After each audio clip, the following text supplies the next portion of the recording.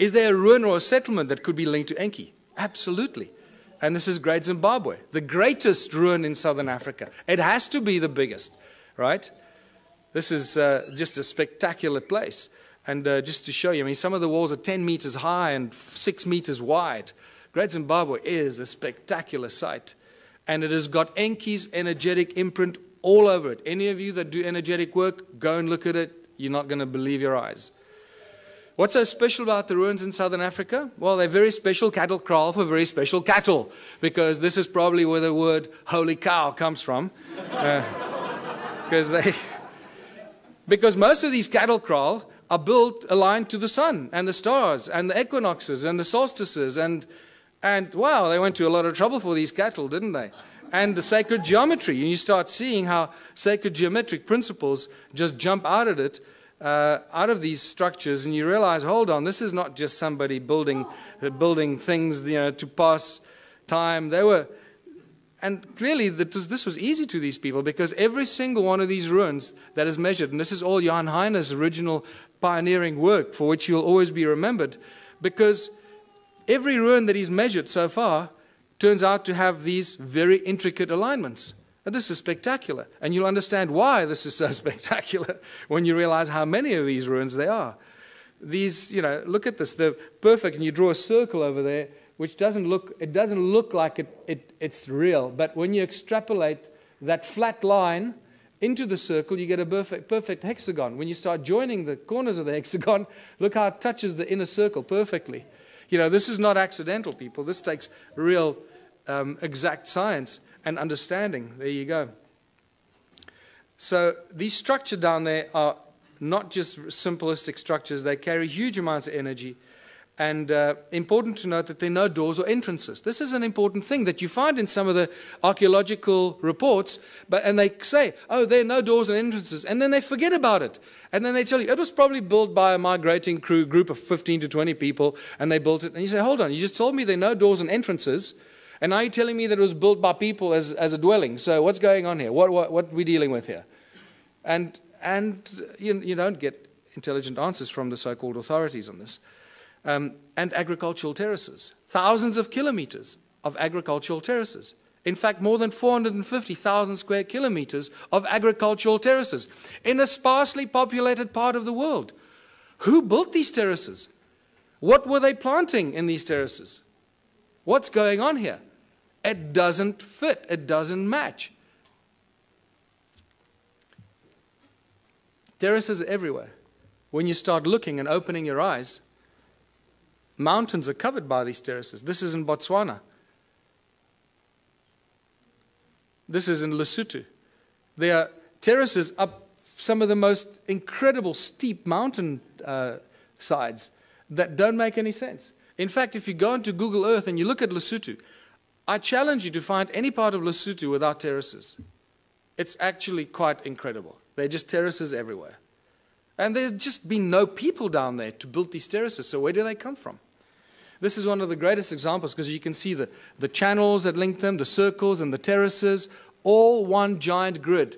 Nothing stands alone. Remember I told you, look at around the circles, the stuff hidden by the soil, because there are no standalone circles. They're all part of a giant grid, a huge grid. No standalone, all connected by these weird channels that are clever people at university call roads to drive the cattle on. This is why these roads are there, because they were built because the people 200 years ago built them to drive their cattle on. And that's as far back as they go. Maybe 400 years ago, that's it. This is just spectacular. This is right up the road from where I live. So when I leave my house and I go walking in the mountains, this is what I walk in these places. And it's rather silly. So I take a lot of photographs and I write a whole bunch of stuff, and then I come talk to people like you, and I feel like I'm, alone, lost in the world. Ancient roads and channels run for hundreds of miles. Notice, circle, channel, and the extrapolation or the extension of the circle that looks like a giant spider's web. And it's these giant spider's web that turn into these agricultural terraces. And there's a very specific reason why this is all connected, which you'll understand soon. Look at these archaeological drawings from 1939, clearly showing us that there are no doors and entrances, and these circles are all connected like a bunch of grapes. And then they don't make any more comments about it. They just leave it. The roads link every stone circle. There's the road there. It's very, very badly eroded, as you can see. Most of the times you don't even know you're walking on these ruins. Over there at the bottom, it used to connect in there, but that looks like water washed it away at some stage. Look at this linking into these strange hexagonal things. There's not enough time to talk about that, but there's spectacular information about what was going on there. And there's ruins there and there, but they're just covered by soil. This is a beautiful example of a channel running into a serve with all the stuff around it. The spider's web effect. Look at this. Now imagine most of southern Africa looking like this a long, long time ago. And these are all cattle kraal, as I said, built for special cattle. There were a lot of cattle. Boy, they were just, I don't know where the people were, but there are a lot of cattle. Hey, maybe... How many of these ruins are there? And this is where the penny really drops, when you start figuring out how many there were. In 1891, the brilliant Theodore Bent, this is one of the few archaeologists that I carry real respect for, wrote a brilliant book, The Vanished Lost Cities of Mashonaland. And it's a phenomenal book. And in 1891, from horseback, traveling through South Africa, Botswana, Zimbabwe, he estimated about 4,000 of these structures. Then by 1974, Roger Summers, who had more technology available, calculated about 20,000 of these stone ruins. Now, by now, I started going, hold on, 20,000 stone ruins in a sparsely populated continent doesn't make any sense. I got involved in 2007 when Jan Heine introduced me to this, and within 6 months, I estimated at least 100,000 ruins. So I thought, well, before I release Temples of the African Gods, I can't just thumbsuck the stuff. Let me have some sort of at least scientific argument for this. So I started counting. I used Google and aerial shots and just started counting, and extrapolating, getting averages per hectare, per square kilometer, per larger area. And I went all over southern Africa and found these densely clustered areas and got averages. And some of the aerial photographs looks like, there's circles here. When you look closer at it, when you study this, you see how connected they were. This is all over southern Africa. Some of them are in the Transvaal or in Gauteng, what used to be the Transvaal, in Mpumalanga, in the Orange Free State. There's some in Natal, KZN. I just found some in KZN 2 weeks ago when I traveled to KZN. And I hadn't found any before. So wherever you go, you find more ruins. Zimbabwe, Botswana, as I mentioned. And this one I'll be talking about again. This is near a town called Bronkhorstspruit, very strange-looking structures. This is, again, close to my house. And this is south of Johannesburg. There are thousands and thousands of these south of Johannesburg, and they think they discovered gold there in the late 1800s. And this is just spectacular. It's the density of these. This is other side of Rustenburg, where I grew up near the platinum mines on the way to Botswana. This runs about 5 by 5 kilometers, and it's just dense like this. It's ridiculous. And this is back near where I live, just to show you the circles with the channels connecting them and the terraces. And by the time I finished counting, getting all these averages, I found out there were more than 10 million of these. So forget 4,000 and 20,000 and 100,000, more than 10 million of these. In fact, I can now tell you categorically it's probably closer to 20 million of these. And we'll be surprised if there aren't more. It's spectacular. We're dealing with the largest and most mysterious ancient civilization on earth that no one's paid any attention to until now. What happened to them? What happened to 10 million stone structures and the people? Forget the stone structures. We've got evidence of those. Where are the bones? Where are the dead people? There's nothing. Not a trace of who occupied these. Isn't that more mysterious in itself? That for an extended period of, I'll show you, about 280,000 years, people lived and worked here. Then no fossil remains of these people. What on earth went on here? This is where you start listening to people like Drunvalo Melchizedek, when he says that, human populations have been evacuated and moved from one planet to another. You go, well, hold on. Suddenly that makes a little bit more sense than anything else. Because we should have found bones. There's been a lot of digging, mining, and there should be bones everywhere. farmers building houses. So what happened to them? This is where the Sumerian tablets become very important. And the King's List, I'm going to come back to this, because in the two King's Lists that give us exactly the same story, they give us the names of 8 kings that ruled for about between 220 and 241,000 years. The names of the kings are the same. The places they ruled are exactly the same. The dates vary a little bit. So you've got to allow some, mistakes in translation. But the names and places remain the same. This is very, very interesting. But what this tells us is 2 very important things that I'm going to come back to later. And this is a repetitive theme in the Sumerian text. Is after the kingship descended from heaven to earth, after kingship was lowered to earth from heaven.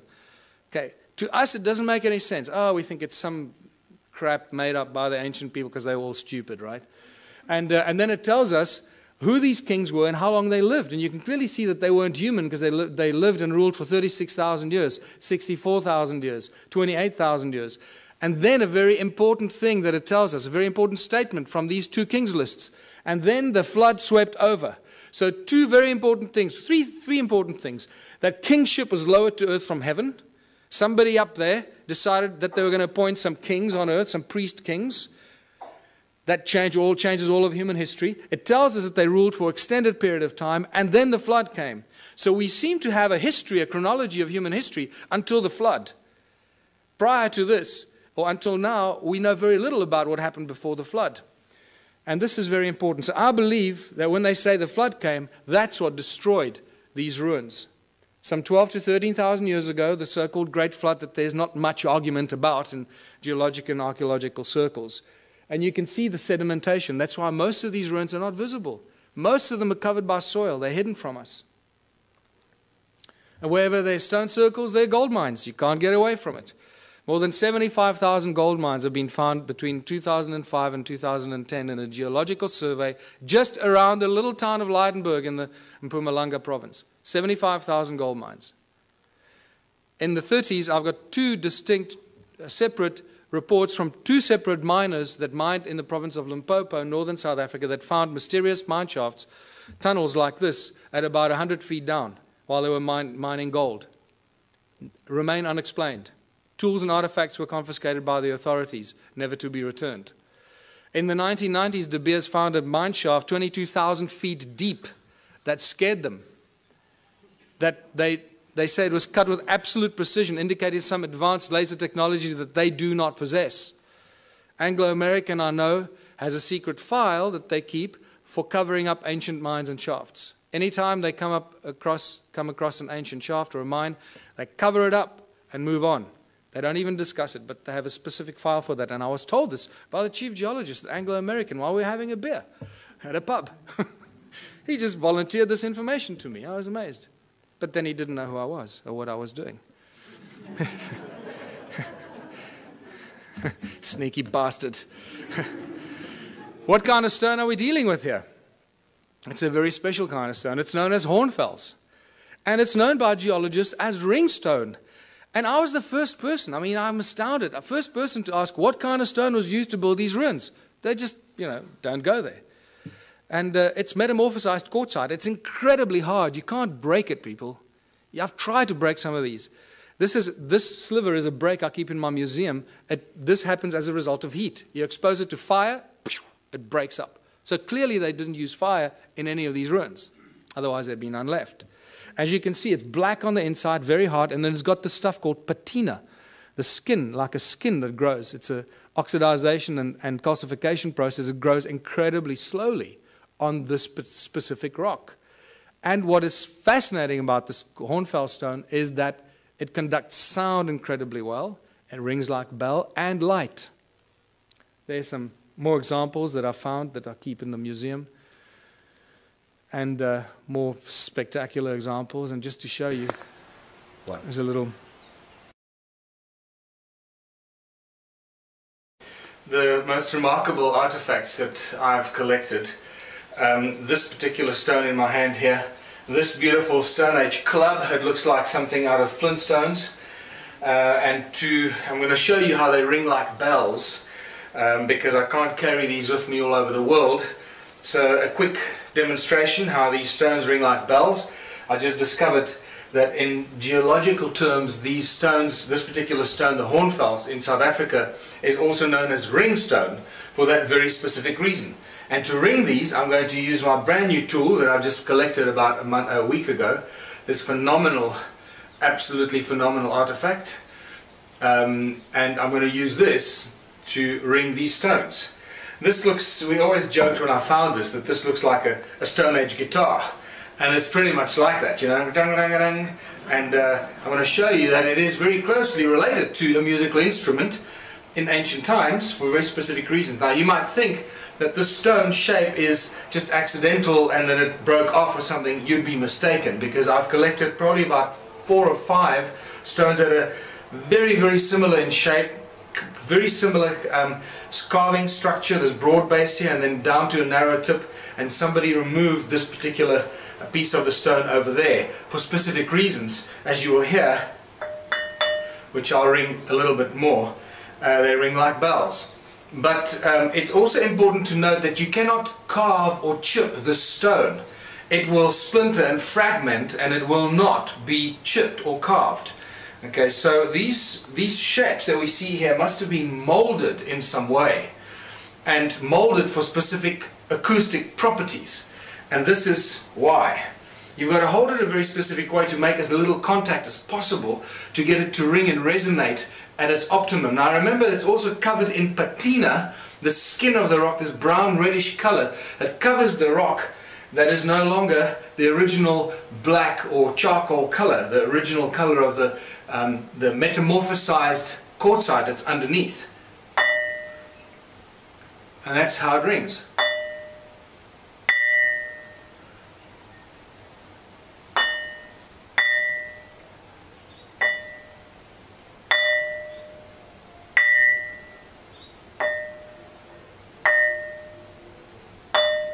I can actually feel my fingers underneath are deadening the ringing because I'm holding it and it's deadening some of the effect. There we go. That's better. That's what you want. You realize that this thing really rings like a bell, and it reverberates for quite a long time.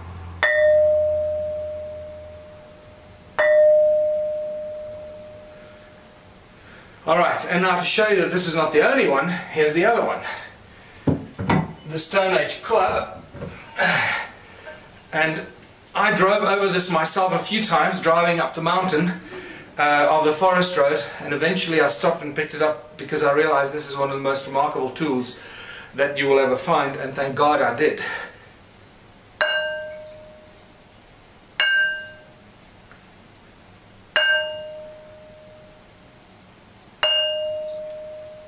And it is very heavy. I'm out of breath because I'm holding my breath not to make a noise, and this thing weighs probably about 15 kilos, so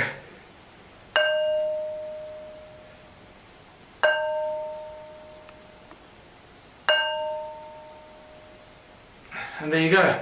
Demonstration how these stones ring like bells, and they were used in all kinds of ways and fashions, just like the ankh, to create specific vibrational frequencies and specific notes to use as a form and a source of energy. And just to remind you, metamorphosized quartzite is full of what? So we can talk about this later when we start getting into the consciousness principles. What are we really dealing with here? And what do these ancient sites contain? How much information is actually stored in these ancient sites? Yes? Just a quick question. With the stones there, I noticed that the frequency was the same. It seemed to be the same note. Did you actually ever try and measure the exact frequency? Yes, we did. We measured... Well, not those two. I haven't tested those two. But somebody emailed me. I get thousands of emails. Somebody emailed me saying that's a B flat, I think.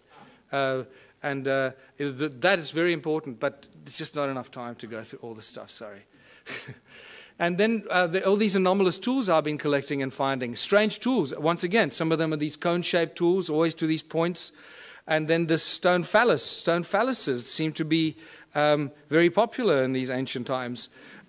What's important to note, see how the patina has covered all of them, remember? Somebody must have carved them or shaped them at some stage, and they're all covered in this brown patina. Okay, keep that at the back of your mind.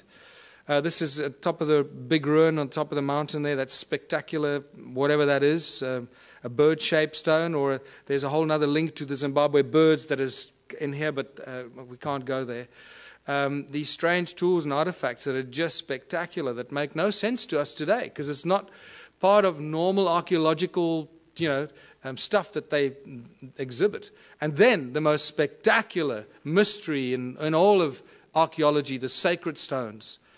The special sacred stones. Hundreds of thousands have been found in southern Africa.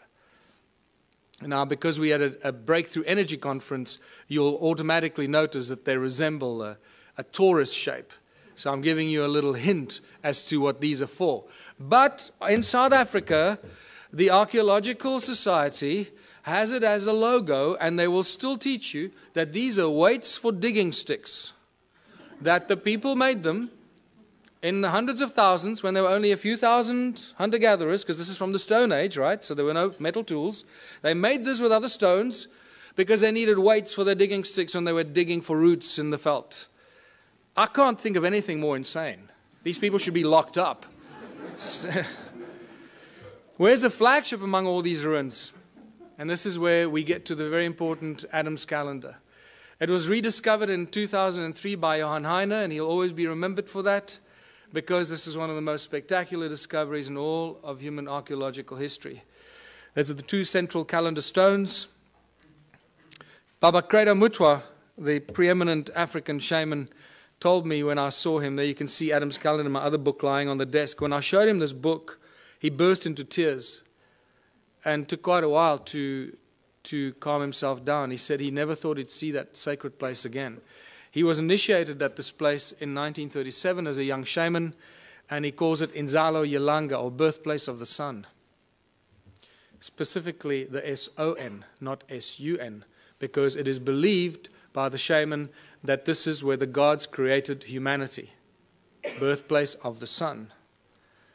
That's what it looks like from a helicopter. Circular structure, that is north, that is south, not the trees, the stones under the trees.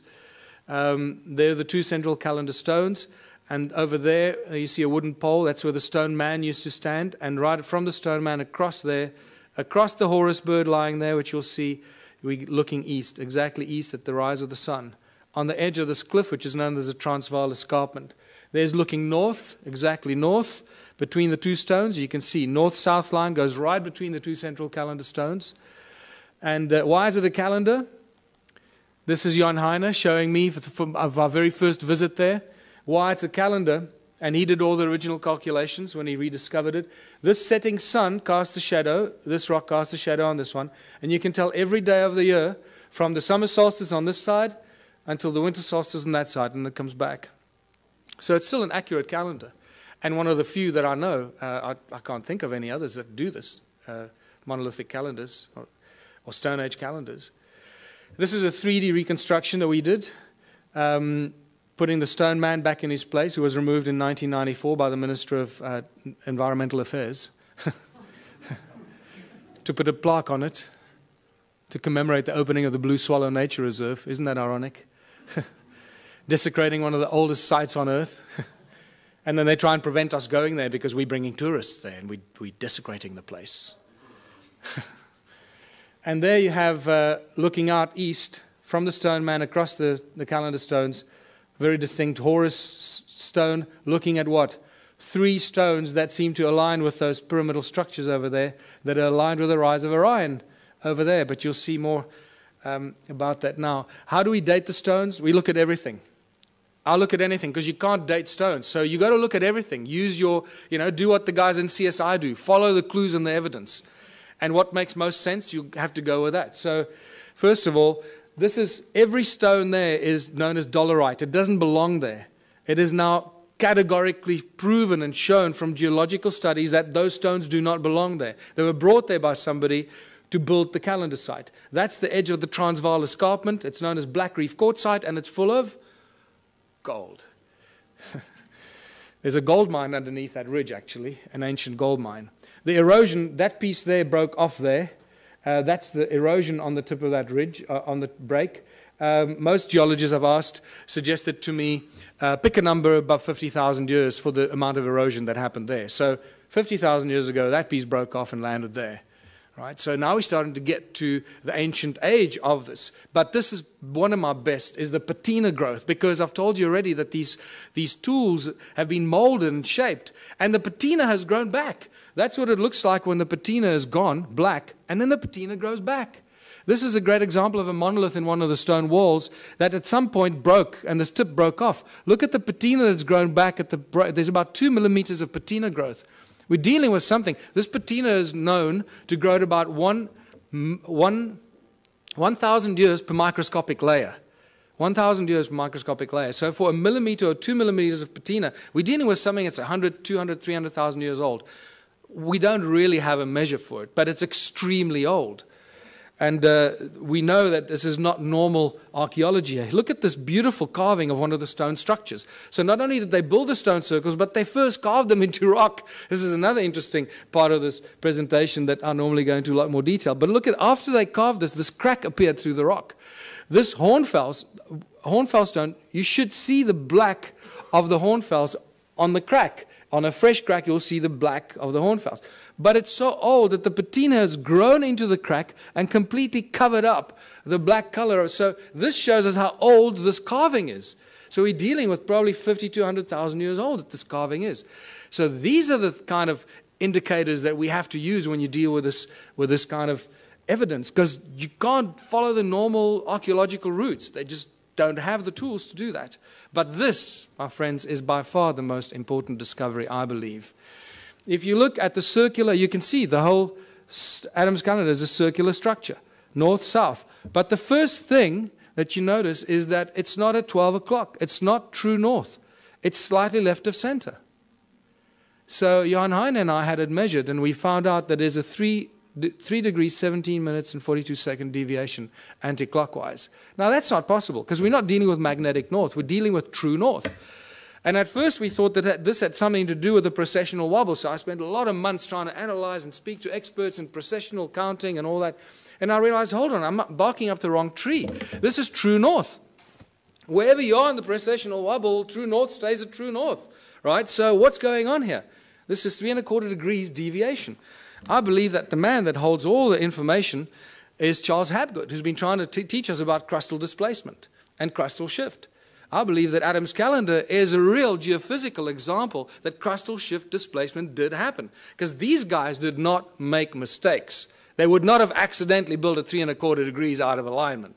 It's not going to happen. So, we know that crustal displacement happened, we just don't know when. But here we have geophysical evidence that it did occur.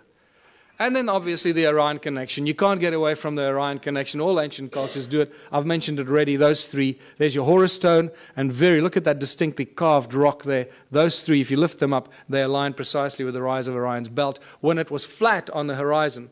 I've had 2 separate calculations done by 2 separate astronomers. Both of those will be wrong because none of them took into account that 3 1/4 degree misalignment.